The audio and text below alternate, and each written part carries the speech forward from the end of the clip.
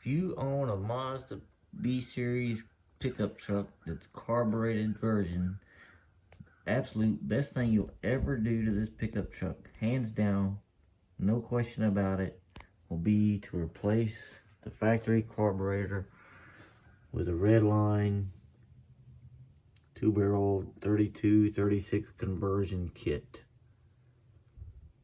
If it seems hard to justify the $385 cost on a cheap pickup truck,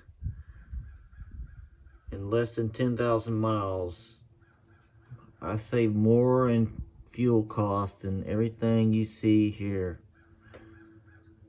paid for itself in less than 10,000, right at 10,000 miles. I went from 15, 16 miles to a gallon to 19 to 20 miles per gallon. At $3 a gallon, that's like 540 some bucks or something I saved in fuel cost alone in 10,000 miles. This kit that comes with the adapter plates and the carburetor is like $385 now with an electric choke. I opted for the adapter kit that allows you to put on a round air cleaner. I'm going to show you that. You had to do a little bit of modification to that to make it work. And I'm not going to show you how to install these guys, but I'm going to tell you, when I had to turn that on the highway with the original system here close to my house, I literally had the throttle floored, shifting through the gears as fast as I could go to get to 55 miles an hour before I got to the bottom of the hill. And if I left it in overdrive, I was going to have the throttle floored the whole way up that hill and slowly decreasing in speed. Now, it's effortless getting to 55 before I get to the bottom of the hill. I could probably be doing 65 or 70. And if I'm just doing 55 is a part throttle hold of 55 all the way to the top of the hill. I'm never even engaging the second barrel of this carburetor. That's how drastic of an improvement this is going to be for your car. It's not even, it feels like you got 25 more horsepower as well as 4 or 5 miles a gallon more. And this vehicle would just sat here. I don't care, I tuned everything up on this thing. I mean, I went through every single sensor, tried different carburetors, different ECUs, different sensors, replacing them with ones I got off of other cars. Nothing made this car run right ever in like first close to 15 years of ownership. And if you sat here and idle long enough, there would be a giant black streak left on the ground wherever we're parked next to the tailpipe. I mean, this thing just ran pig rich all the damn time. I don't care what you did to this. I mean, my buddy had a B2200 with a Weber carburetor that would run circles around this car.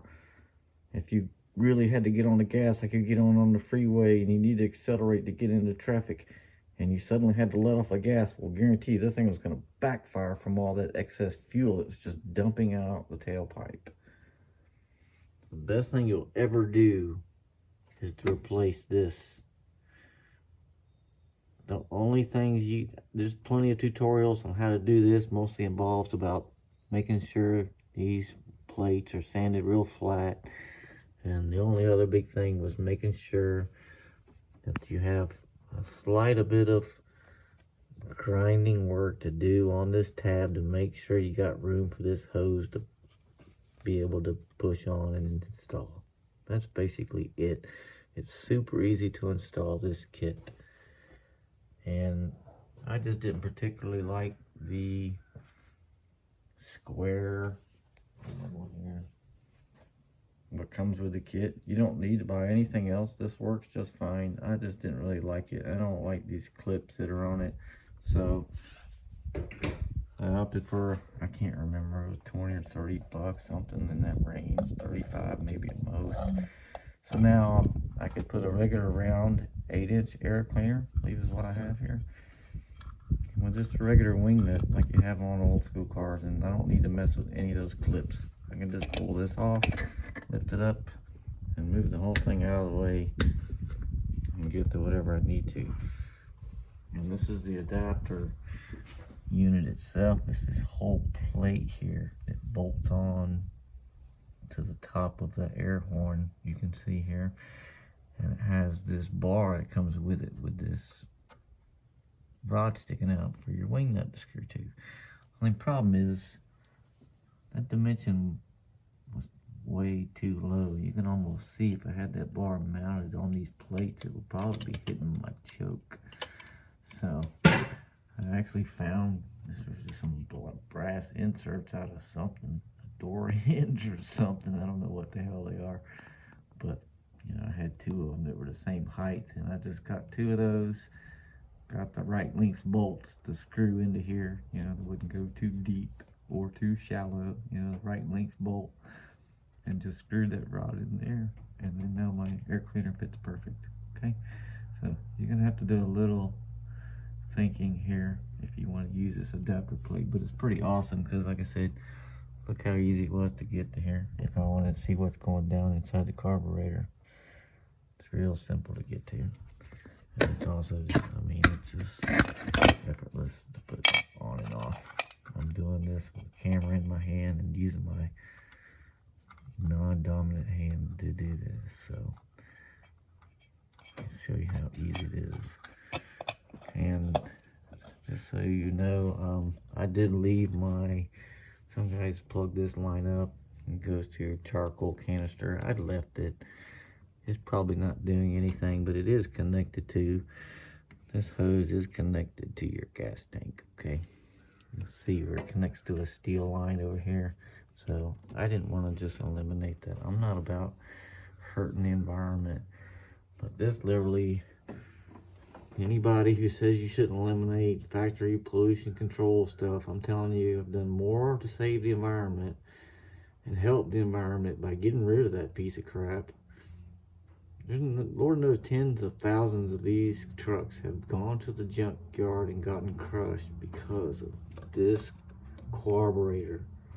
It's such an awful system they put on this vehicle with all those octopus of pipes coming off the exhaust manifold that are feeding through what they call these reed valves on your air cleaner. Any part of this system fails, none of it works. So you can opt for buying Rock Auto's got a $645 remanufactured original unit. You can try that. There's some $150 units supposedly brand new from China that you can try those. If any part of your system, any of the sensors on your system, any of the miles of vacuum line are not in perfect functioning order, I don't care what carburetor you put on this car, it's not going to run right.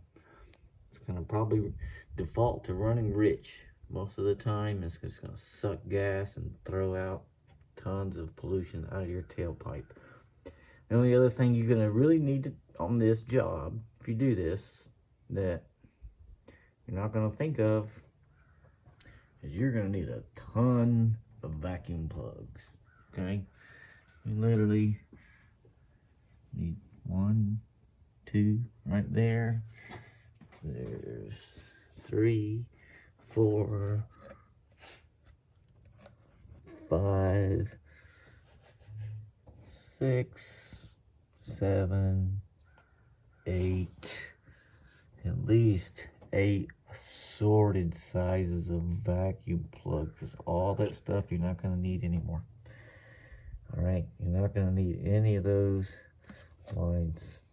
All of these things, you're going to just be plugging the ends of them because it's miles of vacuum line you can eliminate from your truck. You can eliminate all this wiring and sensors and nonsense all from your vehicle. Clean all this up. I stuffed the wires all back into the inside of the cab. And you're only going to have one vacuum line left when you're all said and done. And it's the one feeding up and over to your distributor vacuum advance. It's the best thing I'll ever do for your car, guys. It's like, oh my goodness, I can actually keep up with traffic. I shocked somebody driving in the other day. It's like, dang, this truck's fast. No, it's not, but it at least is acceptable. Even this old tired, wore out engine. And oh, I forgot to mention too, I did also buy what is they call a calibration kit. Because literally this engine's old and tired, and the jetting that comes in this carburetor probably worked best for a, you know, freshly rebuilt engine, which I do not have. So this gives you a lot of extra jets. This is, like, I think the kit number here. But I literally lowered down all my primary and secondary idle jets, and also my primary and secondary main jets. You can read how to do all this stuff, how to set your idle jets based on how you're turning your, where your adjustment is of your idle mixture screw.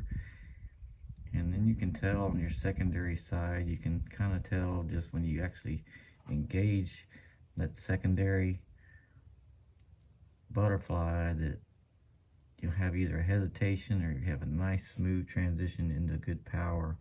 So you'll want to use those jets to be able to control the function of that carburetor. So this is a pretty worthwhile kit. Like I said, I went down in everything on my vehicle, and it runs really, really well. Doesn't spew out gas everywhere, and it doesn't backfire when I let off on the gas. It feels like it has 20-30% more horsepower than it did before. So best thing you'll ever do for your Mazda pickup truck. Thanks for watching.